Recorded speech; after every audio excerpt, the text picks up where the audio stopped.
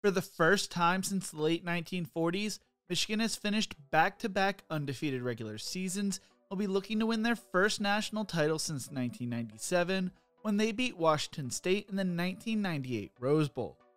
They will be playing Alabama in the first round of the college football playoff in the Rose Bowl, ironically, and enter the game as a 1-point favorite. Could this be the year Harbaugh finally takes the Wolverines to the national title? Only time will tell. This is how Michigan made it to the college football playoff. This is the Road to the Playoff, Michigan edition. But before we get into this, if you enjoy college football content like this, make sure to leave a like and subscribe. I'm planning to release a video every day from now until Christmas. Also, let me know if you think the committee got the rankings right, and who wins the national title in the comment section below. Jim Harbaugh entered his 9th season at Michigan with a 74-25 record and back-to-back Big Ten titles, and back-to-back college football playoff appearances. They made it so close to winning the national title in the past few years, but just came up short in the end. It was a massive turnaround for Harbaugh, who was viewed as being on the hot seat after a 2-4 record in 2020 and 5 straight losses to Ohio State on his watch. While teams in years past felt special, this team felt different. This was going to be the year Michigan was going to win it all in many fans' minds. They were blocking and tackling better while stacking up highly ranked recruiting classes after highly ranked recruiting classes. They became a physical team after the Penn State loss in 2020 and never looked back. In 2022, they were the top-ranked rush offense and top-ranked rush defense in the Big Ten and saw 9 players taken in the 2023 NFL Draft. Yet their season ended in disappointment with a loss to TCU in the Fiesta Bowl and the first round of the college football playoff. That was a team that Michigan was supposed to beat now because Harbaugh's side had more talent and it blocked better and tackled better, and on one night in Glendale, it didn't. That physicality did not look like it was going anywhere as they returned an extremely tough physical front 5 with the nation's best guard tandem in Zach Zinter and Trevor Keegan. Drake Nugent was taking over for Olu Oluwatimi, who was now playing on Sundays in Seattle, and they added Ladarius Henderson from Arizona State to replace Ryan Hayes, who was trying to make the Miami Dolphins final roster. They would be blocking for one of the best running back combos in the nation in Blake Corum and Donovan Edwards. Corum ran for 1,463 yards and 18 scores before suffering a season-ending knee injury, while Edwards ran for 991 yards, averaging 7 yards per carry last season. But that is not where the positives ended for Michigan's offense. They would finally have a blue-chip star quarterback behind center in J.J. McCarthy, a 4-star recruit and 38th best player in the 2021 recruiting class.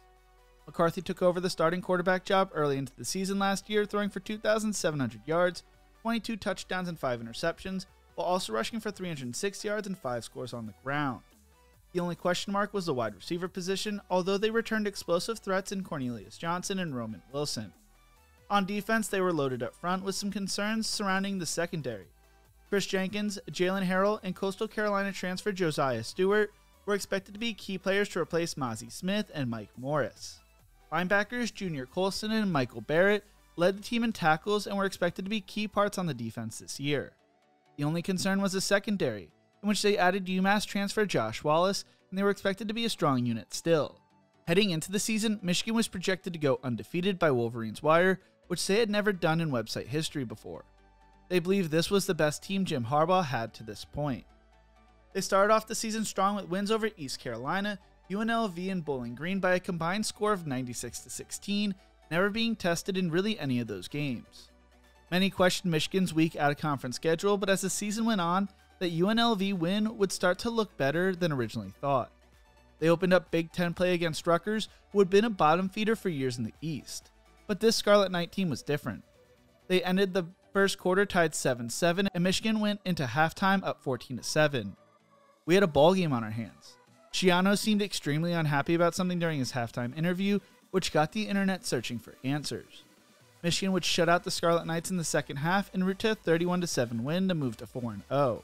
They followed that up with blowout wins over Nebraska and Minnesota by a combined 97-17 to move to 5-0, and after the game, Gophers head coach PJ Fleck said this was the best team he had ever played against as a head coach.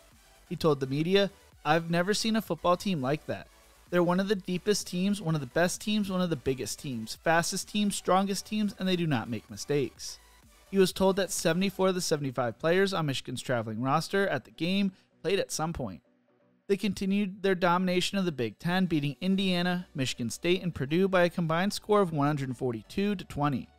Then came their game against number 9 Penn State, which was believed to be the Wolverines' first real test of the season.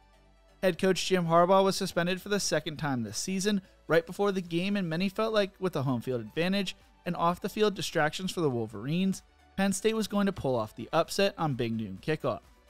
Penn State took an early 3-0 lead into the second quarter, but Michigan responded with a 9-play, 75-yard drive that was capped off by a Blake Corum touchdown to take the 7-3 lead.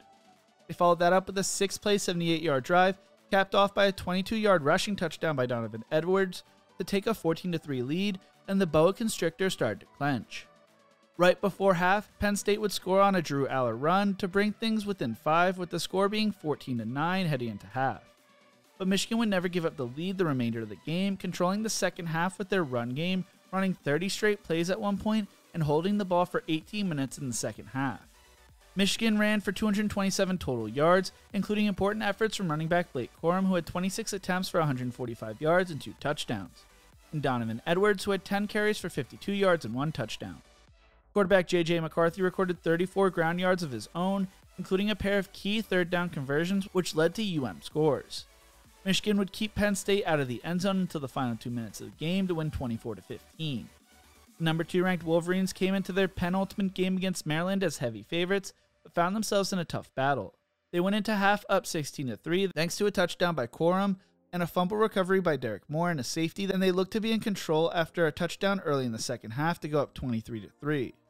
But Maryland would fight back, bringing the score to within 23-17 and ended the fourth quarter down 29-24.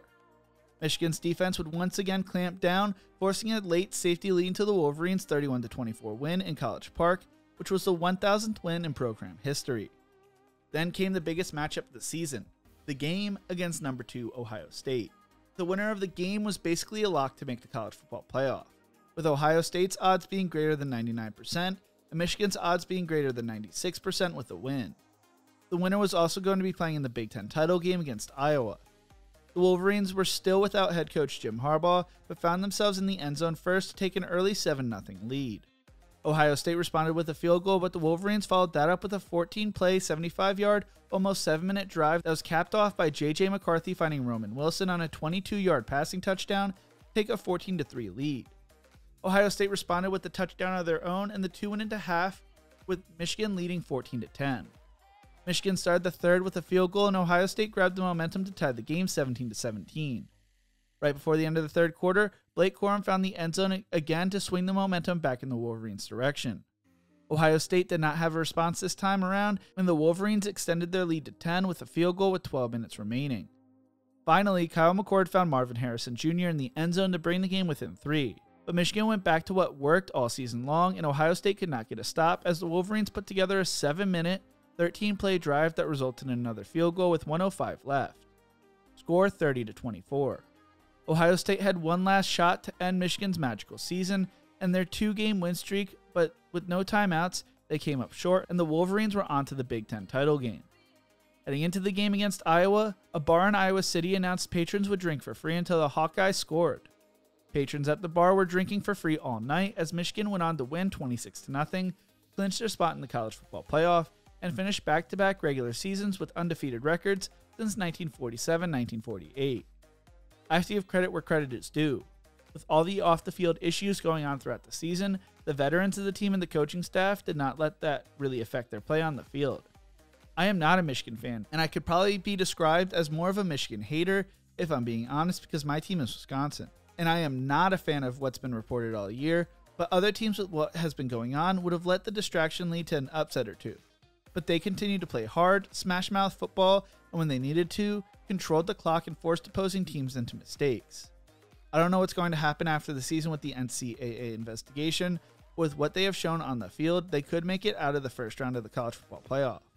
They'll be facing a tough Alabama team on January 1st in a Rose Bowl who's trying to prove that the committee got it right. What do you think? Did the committee get it right? And who wins the national title? Let me know in the comment section below. If you enjoyed this video, make sure to check out one of my other videos YouTube thinks you will love right here.